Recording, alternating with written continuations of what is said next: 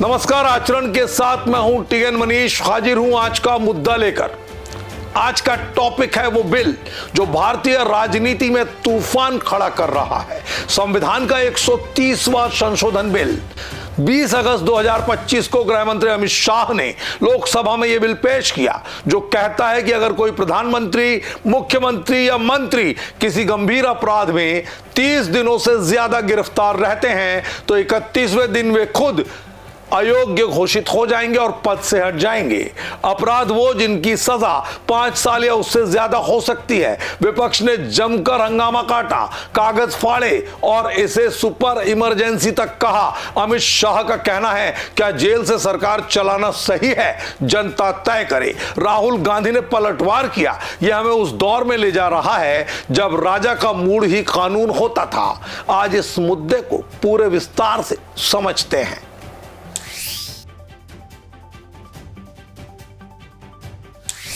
यह बिल संविधान में नया प्रावधान जोड़ता है। मौजूदा नियमों में मंत्री, सांसद, विधायक को दोषी ठहराए जाने पर ही अयोग्य घोषित किया जाता है, लेकिन गिरफ्तारी पर कोई वार नहीं है। नए बिल के मुताबिक यदि कोई पीएम, सीएम या मंत्री को 30 लगातार दिनों तक हिरासत में रखा जाता है बिना बेल के और वो अपराध 5 साल या ज्यादा सजा वाला हो तो 31वें दिन वो पद से हट जाएगा। केंद्र सरकार के स्तर पर राष्ट्रपति पीएम की सलाह पर मंत्री को हटाएंगे।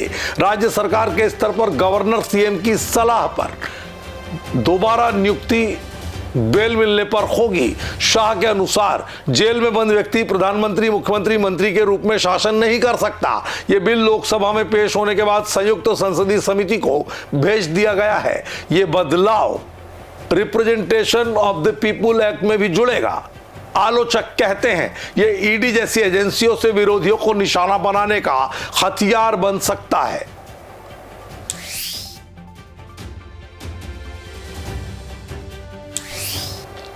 गृह मंत्री अमित शाह ने बिल पेश करते हुए कहा, मैंने 2010 में खुद गिरफ्तारी से पहले इस्तीफा दिया था। कांग्रेस नेताओं की तरह नहीं। क्या जेल से सरकार चलाना नैतिक है? जनता फैसला करे।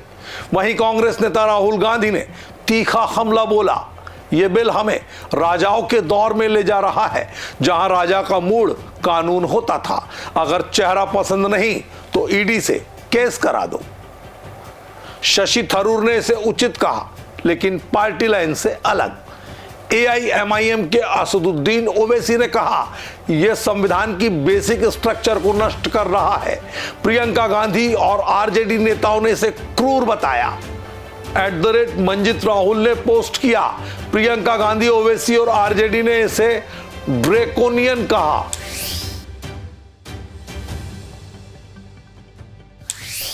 भारत में कई नेता जेल में रहकर सरकार चलाने की कोशिश कर चुके हैं, लेकिन ज्यादातर असफल रहे। सबसे ताजा उदाहरण दिल्ली के मुख्यमंत्री रहे अरविंद केजरीवाल का। मार्च 2024 में ईडी ने उन्हें गिरफ्तार किया। वो पहले सिटिंग सीएम थे जो गिरफ्तार हुए। आपने कहा वो जेल से सरकार चलाएंगे, लेकिन व्यावहारिक दिक्कतों से उन्हें इस्तीफा देना पड़ा। झारखंड के सीएम हेमंत सोरेन ने जनवरी 2024 में ईडी ने गिरफ्तार उन्हें किया था। इससे पहले इस्तीफा दिया, जेल गए।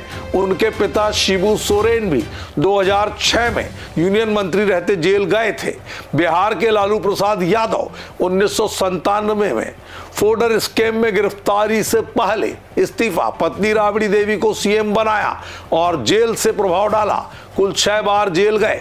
तमिलनाडु की जयललिता 2014 में डीए केस में दोषी हुई, अयोग्य हुई। झारखंड के मदन कोड़ा माइनिंग स्कैम में गिरफ्तार। चंद्रबाबू नायडू 2023 में स्किल डेवलपमेंट स्कैम में गिरफ्तार। कोई भी लंबे समय तक जेल से पूरी सरकार नहीं चला सका, क्योंकि कैबिनेट मीटिंग्स, पब्लिक इंटरेक्शन मुश्किल हो जाता है।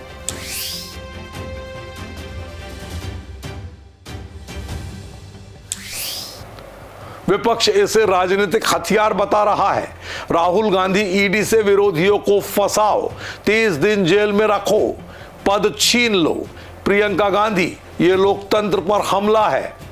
एक्स पर मंजित राहुल की पोस्ट में आरजेडी ने कहा, पीएम सीएम हटाने का प्लान ड्रैकोनियन। ओवैसी बोले, बेसिक स्ट्रक्चर को तोड़ रहा है यह मामला।